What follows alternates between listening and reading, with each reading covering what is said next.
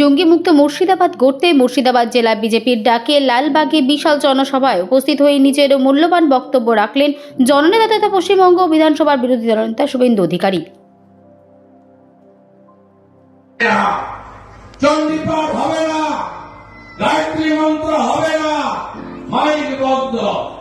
আমি ওই জিহাদিদের বুকের উপরে দাঁড়িয়ে ওখানকার হিন্দুদের নিয়ে গার্ডেন ব্রিজে ওই দিনই মাইক বাজিয়ে মাকে আরতি করে এসেছি।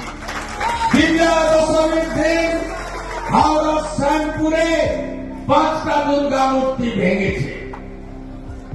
লক্ষ্মী পুজোয় বজবজ, কালী পুজোয় কলকাতার রাজাবাজার, আর কার্তিক পুজোয় আমাদের এখান থেকে 20 কিলোমিটার দূরে 30 কিলোমিটার দূরে বেলডাঙ্গা, সেখানে 50-এর বেশি মন্দির আক্রান্ত, 200-র বেশি হিন্দু দোকান আক্রান্ত হয়েছে।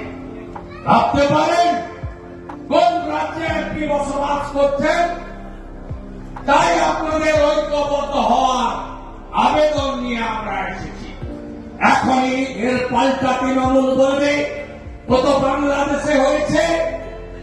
আপনি